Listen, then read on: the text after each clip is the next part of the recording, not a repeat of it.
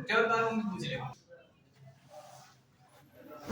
देखो इधर हम लोगों को फाइंड करना था two metallic rod combined in series, find mid term, number first second flow of heat, number third resistance of heat, number fourth combination of coefficient of thermal conductivity. H equal Q by T हम लोग को पता था, ये हम लोग पढ़ चुके हैं। H equal Q by T, Q क्या हीट है, टी टाइम है, और एच फ्लो ऑफ हीट है। क्या फ्लो ऑफ हीट है? हीट यहाँ से इस पॉइंट से इस पॉइंट तक फ्लो हो रही है। जब इस पॉइंट से फर्स्ट पॉइंट से हीट फ्लो हुई तो इसका टेम्परेचर फर्स्ट का हम लोगों ने थीटा वन सपोज किया, टेम्परेचर थीटा वन सपोज किया। और क्या था कि इसमें दो मेटेलिक रॉड थी, Q1 थी, एक Q2 थी। एक Q1 सॉरी एक रॉड L1 थी, दूसरी रॉड L2 थी। फर्स्ट रॉड की कंडक्टिविटी K1 थी, सेकंड रॉड की कंडक्टिविटी K2 थी।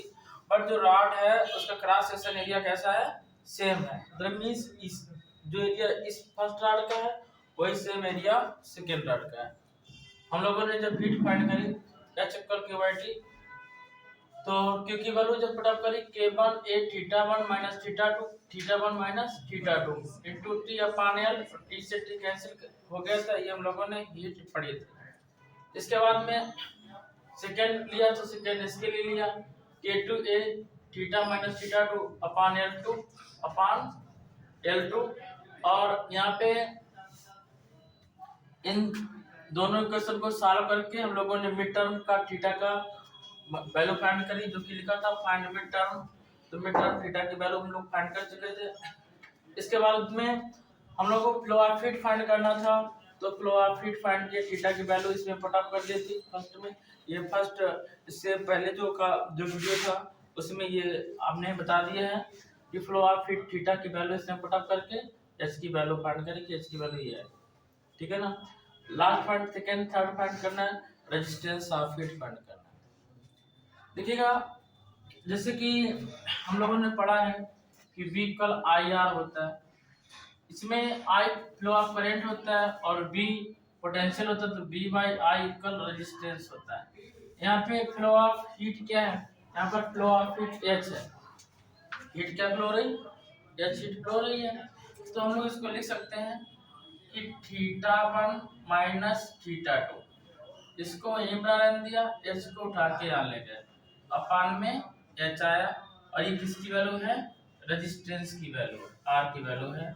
अब जब इसको हमने यहाँ पुट अप कर दिया तो इसको उठा के यहाँ पुट अप करेंगे, K2 L1 plus K1 L2 upon K1 K2 A, R equal theta 1 minus theta 2 upon H। यहाँ पे K2 L1 upon K1 K2 A put up किया plus K1 L2 upon K1 K2 A लिया। K2 से K2 cancel किया, K1 से K1 cancel किया, तो यहाँ हमारे पास आएगा R equal theta 1 minus theta 2 upon H और L1 upon K1 A plus L2 upon K2 A। तो R इक्वल ये वैल्यू होगी हमारे पास R1 प्लस R2 की, R equal R1 plus R2, ये वैल्यू फाइंड हुई हमारे पास। और ये R क्या है? रेजिस्टेंस है, नोट करिए।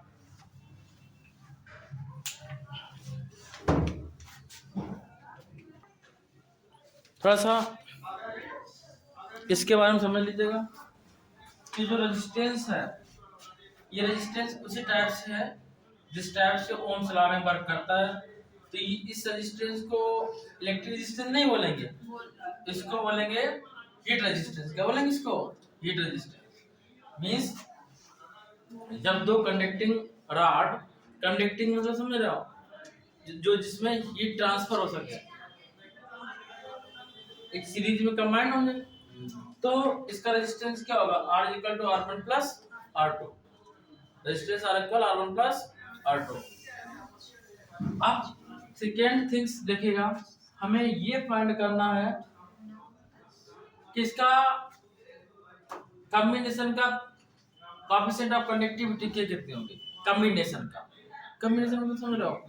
कॉम्बिनेशन का मतलब ये है यदि ये पूरी रॉड एक हो जाए, ये पूरी रॉड ये हो जाए, ठीक है ना, इसका टेम्परेचर θ1, इसका θ2 और जो K1 K2 है वो K हो जाए, तब थर्मल कंडक्टिविटी क्या होगी?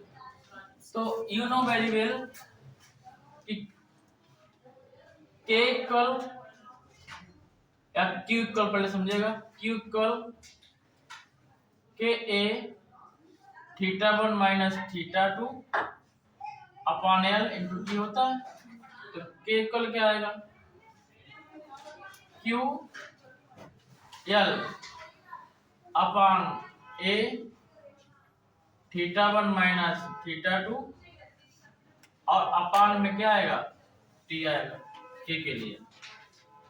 और जब K1 के लिए फाइंड करेंगे तो K1 के लिए क्या आएगा?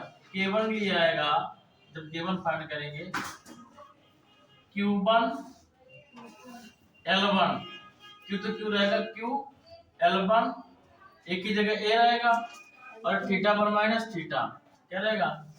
θ1 माइनस थीटा अपॉन में T। और K2 वैल्यू क्या रहेगी? K2 वैल्यू भी सेम रहेगी, क्या? Q L2 A सेम रहेगा, टेम्परेचर θ माइनस θ2, θ माइनस θ2 अपॉन में T। तो K की वैल्यू आ जाएगी K equal K1 plus K1 और ये दोनों ऐड है, इसमें ऐड किए गए, K1 प्लस K2 आएगा। जब K1 प्लस K2 आएगा तो ये हमारे पास थर्मल कंडक्टिविटी आ जाएगी। बट जब K की वैल्यू फाइंड करेंगे तो K1 वैल्यू रखेंगे Q L1 upon A θ1 minus θ1 minus theta, ठीक है ना, θ1 माइनस थीटा और θ1 minus theta plus Q L, यदि हम Q लेना चाहेंगे तो, अदरवाइज हम लोग इससे भी फाइंड कर सकते हैं। देखो H equal Q by T है, इससे फाइंड करो, ज्यादा बेटर रहेगा। इससे जब फाइंड करेंगे तो H की वैल्यू क्या है? Q by T। और जब Q सेम है तो क्या आएगा? K1 आएगा, A आएगा, θ1 माइनस θ2 अपॉन L आएगा। जब दोनों में सेम है के, अब डिफर है तो क्या लिखेंगे? K1A θ1 minus theta upon L1 और plus K2A theta minus θ2 upon L2, ये आएगा। A से A कैंसिल आउट करेंगे तो K और θ1 minus θ2 upon L equal K1 θ1 minus theta upon L1 plus K2 θ minus θ2 upon L2। ये कोएफिशिएंट ऑफ कंडक्टिविटी आया, इतना नोट करेंगे। तो ये आज का ये टॉपिक था, जब ये दो कंडक्टिंग वायर सीरीज में कनेक्ट थी, तब हम लोगों ने इससे पिछले वीडियो में पढ़ा था कि इसकी मिड टेम्परेचर कितना होगा, इसका फ्लो ऑफ हीट कितना होगा, इसका थर्मल कंडक्टिविटी कितनी होगी। तो नाउ नेक्स्ट टॉपिक।